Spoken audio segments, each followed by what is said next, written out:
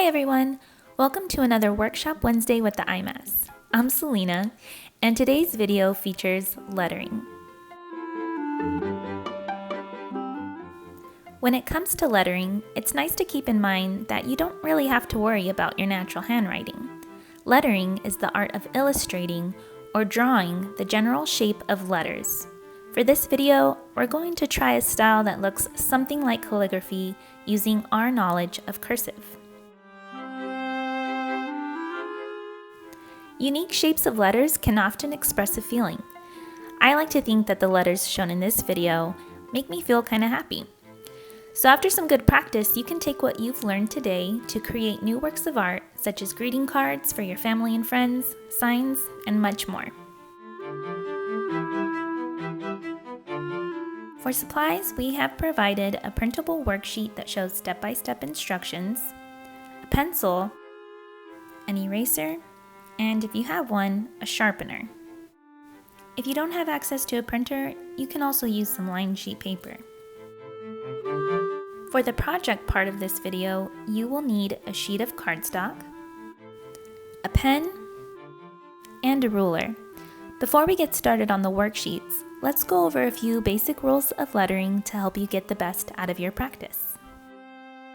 In lettering, you will find that there are thin and thick lines found in each letter. The thin lines will be for your upstrokes and the thick lines for your downstrokes. Let's take a look at the letter O. Notice that the thicker part of the letter is on the left. It starts at the middle top where the curve starts to come down and ends at the middle bottom just before coming back up. The rest of the letter shape will remain thin. Stick to these basic rules throughout your practice to get the best results for your lettering. If today you are using lined paper to practice, here is a quick example of the steps to take. Start by drawing out the shape of your letter the way you would do so normally. Just like the worksheets, I am doing my capital letter and my lowercase letter on the same line. Repeat this step right next to it. Next, you're going to draw some parallel lines along the parts of the letter where you find you are drawing down. Repeat the steps one more time, and then all you have to do is fill in the gaps.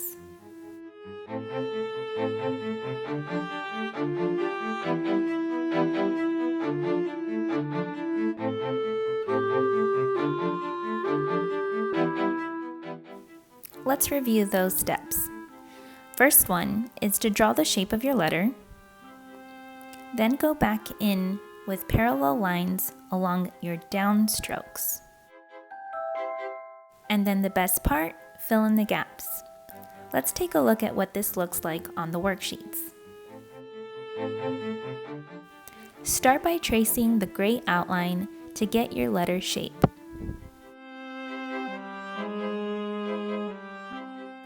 Notice that the second part will show you the lines you just made. Use the gray ones to learn where you may want to put your parallel lines to thicken the downstrokes. In the additional blank space, you can continue to practice the letter shapes provided or try your own unique letter shape.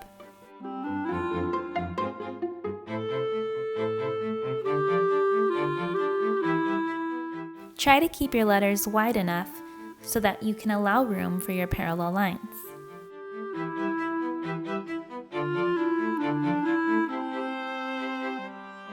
And then for the last step, you're going to fill in the gaps to complete your downstrokes.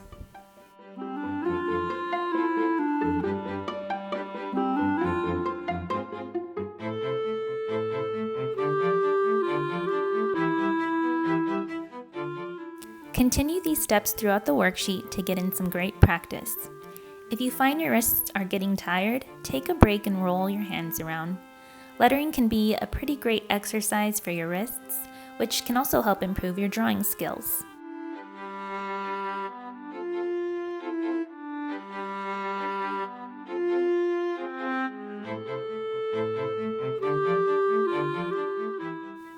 If you notice that your lines are starting to get a little messy, try sharpening your pencil to get some better lines and better detail.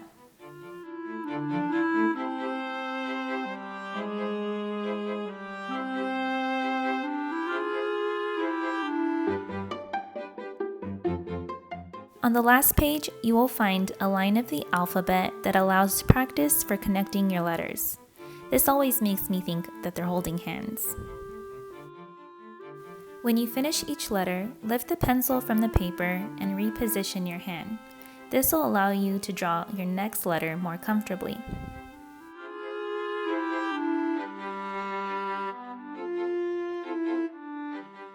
Once you've completed the alphabet, go back in and draw your parallel lines on your downstrokes. Notice that each time I do this, the direction of my pencil is always going down. Last step, fill in the blanks. Now that I've gotten some good practice, I can now start my first project. For this, you will need a sheet of cardstock, a ruler, and a fork. If you like, you can simply fold the sheet in half, but I thought it'd be fun to show you how I like to get a clean fold. For this video, I'll be making a general greeting card that I can send to my loved ones, since these days it's been a while since I've been able to see them. Here I am measuring the long part of my paper and marking the very middle of it. This is where I want my fold to be.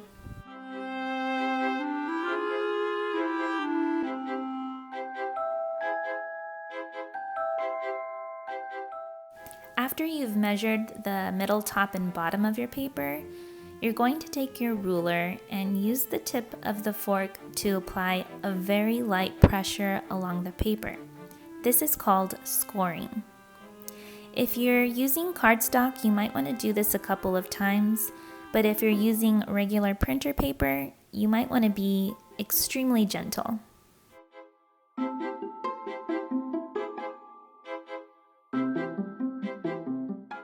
Once you've made a good indentation, go ahead and fold your paper. The scoring allows it to fold nice and smooth.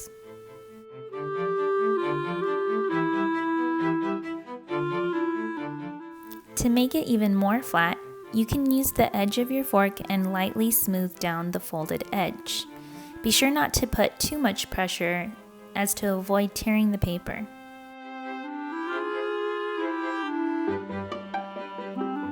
Before starting a project, especially one that takes a lot of drawing, I like to make a couple of tiny sketches for all of my ideas. Then I go back in and pick out my favorite parts.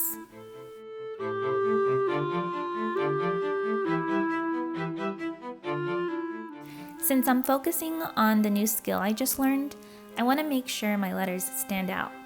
Use a ruler to draw some guidelines on your cardstock and make sure you have enough room between your lines for comfortable writing. The ones I made are about 1 inch wide.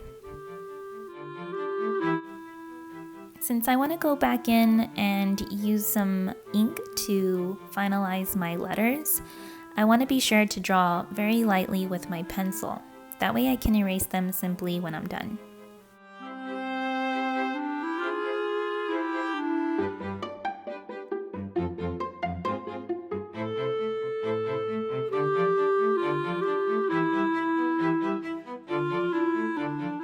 I happen to have some very bright yellow cardstock at home, and since I like to make cards that I can send at any time, this inspired me to choose the words, "You are my sunshine."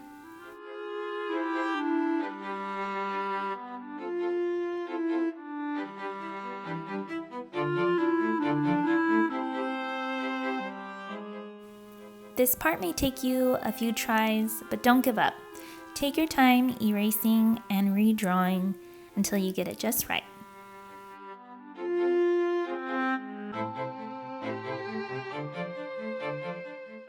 Once you've got the sketch down for your words, go ahead and use a pen if you're comfortable to finalize your drawing.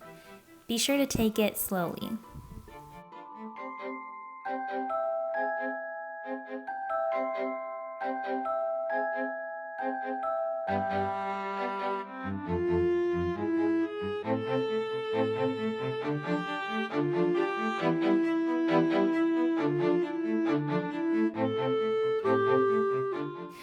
I realized once I started that I did forget to go back in and draw my parallel lines. You can see I started off with the pen and then I got a little nervous and decided to go back in with my pencil.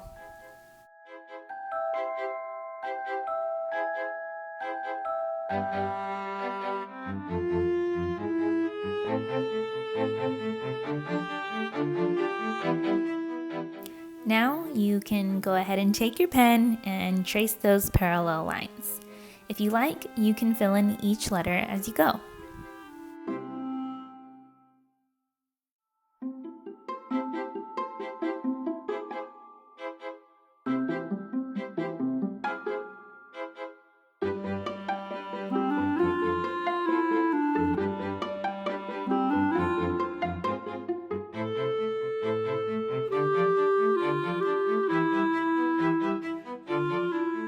Once you've completed the inking for your letters, be sure to give a few minutes of drying time before going back in and erasing.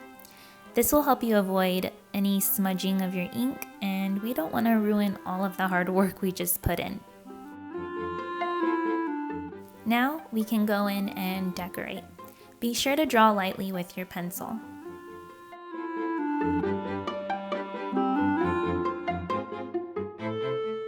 You can see here that there's a very light line that I drew just above my letters to make sure I don't bring my drawings down too close to the letters.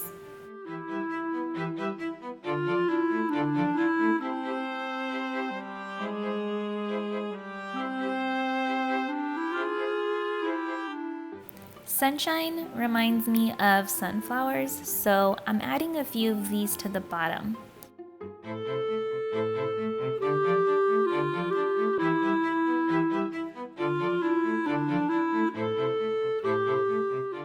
If you're drawing a sunflower like I am, keep in mind that they have tons of petals. So you can see I go in between each one and make it look like there's some hiding in the back.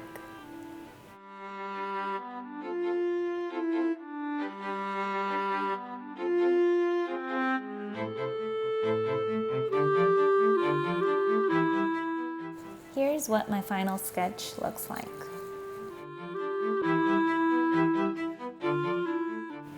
Now you can go back in with your ink and make some really bold outlines.